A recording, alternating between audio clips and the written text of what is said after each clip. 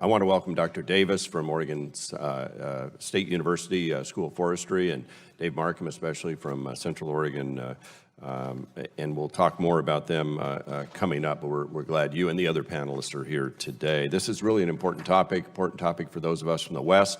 It's the third hearing. When I chaired this committee, we had 2 hearings on air quality and the effects of wildfire smoke on human health conditions. So I'm really appreciative of the fact that we're continuing this sequence of hearings. And when we last held a hearing on this topic in September of 18, my home state of Oregon, for the second year in a row, was battling near record wildfires. Communities in the district, my district, experienced some of the worst air quality in the world, while also suffering significant economic impact as tourists went elsewhere. Oregonians told me those with breathing disorders actually had to leave the state, go over to the Oregon coast, go somewhere else to find air that they could breathe.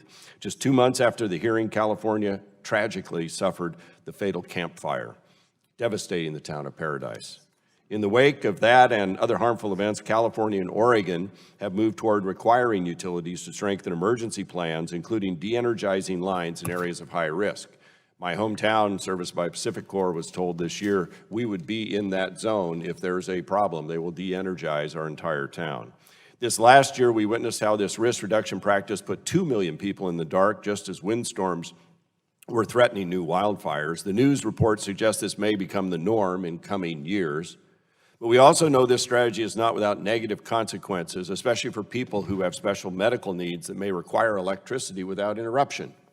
Just think about that. Somewhere along the way, your power goes down in your entire community, and you're left trying to figure out how to breathe.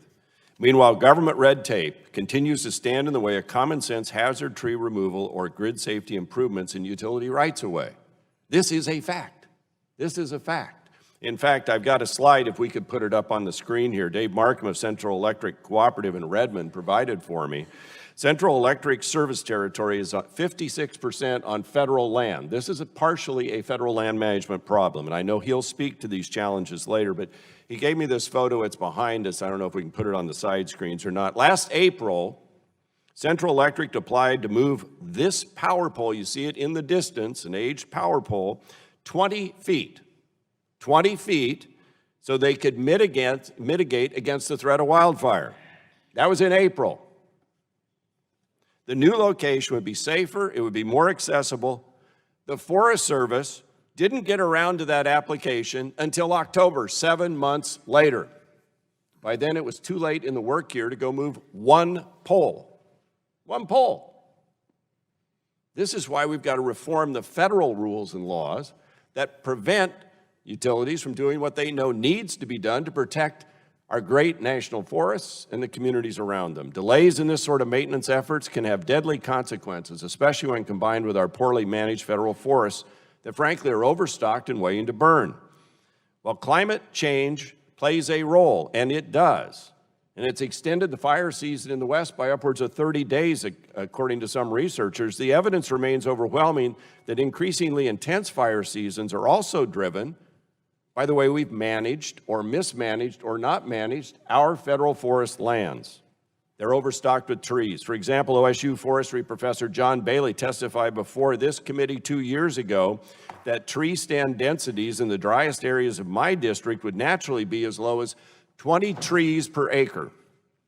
That's what nature had planned. That's how it used to be. Then we suppressed fire, we did all these other things. Those forests today have upwards of 1,000 trees per acre. Not 20 as nature intended, but because man's interfered, we have upwards of 1,000. Think about that for a minute. So when fire strikes, that excess ends up as smoke and carbon in our atmosphere. We know the Forest Service and EPA have data that in 2015, in my state of Oregon, we burned 685,000 acres. That emitted the equivalent of emissions for 3 million cars or 3.5 coal plants. Nationwide, since 2015, we burned 39 million acres in the United States, following the same pattern that would be emissions roughly equivalent to 170 million cars or nearly 200 power plants. taking sensible steps to improve NEPA and increase the pace and scale of forest management activities and thin our forests and then go back and keep thinning them. It is not a once and done. Would be a win for climate, it would be a win for our communities, and it would be a win for public safety. A 2014 study by the U.S. Forest Service, Sierra Nevada Conservancy, and Nature Conservancy found the fuel treatment projects can reduce the size and intensity of fire between 30 and 76%. That treatment also helps reduce carbon emissions from these fires by up to 85%. We need to do more active management. We have legislation to do that.